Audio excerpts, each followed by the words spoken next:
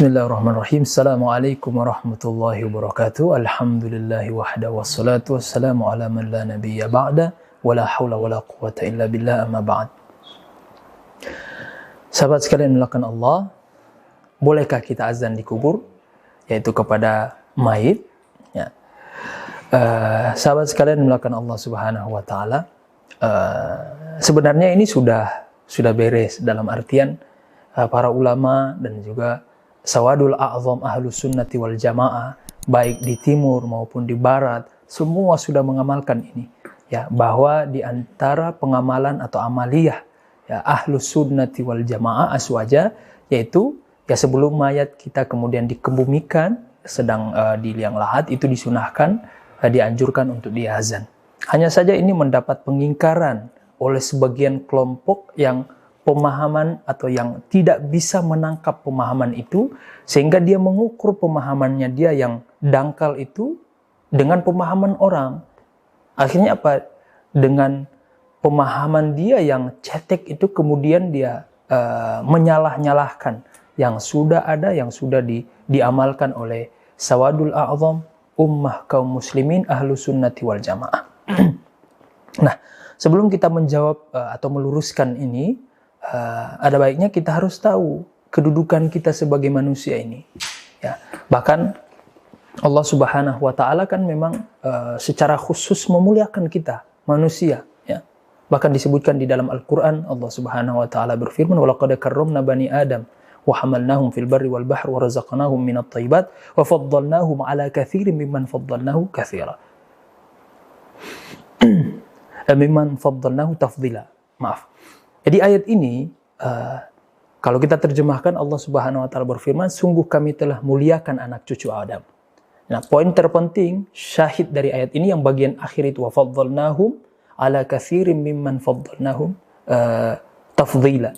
Mimman khalaqnahum tafdila. Kurang lebih seperti itu ayatnya, di mana Allah Subhanahu wa taala mengatakan, dan kami angkat derajat manusia, ya, lebih daripada makhluk-makhluk yang kami ciptakan beberapa derajat. Ayat ini membuktikan bahwa manusia itu lebih afdol, ya, daripada makhluk Allah yang lain, ya. Selama tentunya dia bisa menjalankan amanat yang Allah berikan kepada dia dengan sebaik-baiknya, ya, maka Allah akan angkat derajatnya bahkan lebih mulia daripada malaikat. Itu selama dia bisa menjalankan amanat-amanat itu. Nah, kembali kepada pertanyaan. Jadi sahabat-sahabat sekalian, dari ayat ini kita bisa simpulkan bahwa kedudukan kita sebagai manusia itu jauh lebih mulia daripada makhluk Allah yang lain, daripada jin, daripada syaitan, dan makhluk-makhluk Allah yang lain termasuk malaikat.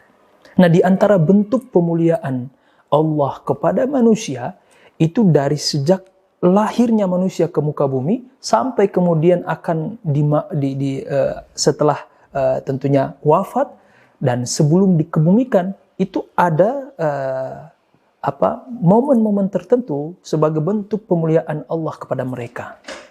Misalnya ketika manusia dilahirkan, ya, ke muka bumi ini, ya, disunahkan oleh Rasulullah Sallallahu Alaihi Wasallam untuk diazankan anak kita, ya. Itu di antara bentuk pemuliaan Allah kepada manusia. Walaupun secara hukum syariatnya, ya, disebutkan di dalam fikih bahwasanya di antara faidah daripada azan itu, ya, pertama selain yang pertama kali didengarkan oleh sang anak atau manusia itu ketika dia lahir di muka bumi adalah nama-nama Allah, juga sebagai bentuk al-hirs, penjagaan. Karena syaitan itu takut dengan zikir nama-nama Allah. Sedangkan di azan itu semua ada nama-nama Allah di sana. Ada nama-nama Rasulullah di situ. Sehingga syaitan itu ketakutan dan tidak mampu atau takut mendekati sang manusia atau sang bayi tersebut. Nah, ini di antara bentuk pemuliaan Allah kepada manusia. Termasuk ketika sang manusia ini kembali kepada hadrahnya Allah Subhanahu wa taala, ketika Allah memanggil dia kembali kepadanya. Nah, itu di situ ada beberapa momen atau beberapa kaifiat, ya, ya lebih tepatnya seperti itu, cara-cara kita ya melepaskan si manusia ini, ya karena manusia ini kedudukannya tinggi di sisi Allah, maka juga ada cara kita untuk kemudian memakamkan manusia itu. Jadi tidak seperti kita memakamkan, mohon maaf, binatang atau kucing, ya, yang dimana sekedar ya kalau dia mati ya langsung ditanam aja, tidak ada proses, ya, prosesi yang mengantarkan kepada bentuk-bentuk pemuliaan itu. Sedangkan manusia berbeda. Dari ketika si manusia ini wafat, ada prosesi dari dimandikan, yaitu bentuk-bentuk pemuliaan Allah kepada manusia. Walaupun secara fikih, ya kalau dikaji, itu kan ada beberapa perselisihan para ulama kita. Ada yang menyebutkan bahwa kalau manusia mati itu, walaupun pendapat ini sangat dhaif sekali, ya mereka mengatakan bahwa itu bentuk bahwa manusia itu najis dan sebagainya. Nah ini kita nggak perlu lihat pendapat seperti ini. Nah, ala kulli hal, bahwa ini salah satu hikmah Allah memuliakan manusia. Ketika akan menghadap Allah Subhanahu wa Ta'ala, dimandikanlah sang mayit tersebut. Lah logikanya sederhana teman-teman sekalian. Kita saja di dunia ini, ketika kita ingin menghadap orang-orang tertentu, orang-orang yang punya kedudukan, jabatan, pangkat, kita harus mempersiapkan penampilan kita. Dari proses kita mandi dulu, bersih-bersih dulu, dan sebagainya. Agar penampilan kita pantas untuk bertemu dengan mereka. Apalagi kalau ketemu dengan Allah Subhanahu wa Ta'ala. Maka sebagai bentuk pemuliaan kita atau pemuliaan Allah kepada manusia, maka bahkan ketika dia sudah wafat, itu dimandikan dulu. Nah, setelah itu disolati, didoakan, dan ini kan kita nggak dapati ketika kita menguburkan, mohon maaf, kucing, binatang, dan sebagainya. Tetapi subhanallah, yang seperti ini diingkari oleh sebagian orang-orang yang pemahamannya cetek, kemudian menyalah-nyalahkan amaliyah yang telah diamalkan oleh Ahlus Sunnah wal Jamaah. Di antaranya adalah apa? Adalah azan sesaat sebelum menguburkan mayat. Itu diingkari oleh mereka. Kalau cuman mungkin diingkari, mungkin nggak masalah, itu silahkan, itu keyakinan Anda dan silahkan Anda mengamalkan. Tetapi ketika kemudian mereka menyalah-nyalahkan kita dan mengatakan ini bid'ah, subhanallah, kita harus meluruskan. Jangan sampai kemudian nanti generasi setelah kita ya kemudian mengatakan bahwa yang benar inilah yang mereka sampaikan. Padahal tradisi atau kebiasaan ini sudah diamalkan dari zaman dahulu. Dari kebiasaan para ulama-ulama kita yang dimana sanad mereka bersambung sampai kepada Rasulullah. Nah itu ada di dalam kitab-kitab para ulama kita. Di antaranya kitab yang paling lengkap menjelaskan tentang prosesi ini, tentang kematian dan juga prosesi apa yang hendak dilakukan kepada sang mayit, itu ditulis oleh Imam Jalaluddin As-Suyuti. Itu secara lengkap dalam kitab Syarhus Sudur bi Syarhi Halil Mauta wal Qubur. Di sini beliau menulis lengkap ya bagaimana kemudian prosesi sesaat sebelum menguburkan sang mayit. Nah, di antara disebutkan di sini adalah dianjurkannya mengazani mayat, termasuk juga di sini disebutkan sebuah riwayat yang sampai kepada Sayyidina Ali bin Abi Thalib, doa ketika kita membaringkan mayat ke liang lahat, yaitu ada doanya. Yaitu di sini kata beliau apa? Kita baca riwayatnya dengan doa, yaitu Bismillah wa fi sabilillah wa ala millati Rasulillah. Setelah kita membacakan doa itu, baru kita mengazankan sang mayit itu. Nah, fungsi daripada azan juga itu bukan sekedar memanggil orang untuk sholat. Dari dahulu para ulama kita ya, bahkan beberapa riwayat menyebutkan bahwa azan ini bukan hanya untuk memanggil sholat, bahkan bisa digunakan untuk ketika kita sedang menghadapi bala atau cobaan atau bencana alam. Itu disunahkan untuk atau dianjurkan oleh para ulama kita untuk azan. Ya, tujuannya apa? Supaya menundukkan itu tuh, menundukkan atau menghentikan bala tadi ya. Dengan azan itu, karena di dalam azan kan ada nama-nama Allah.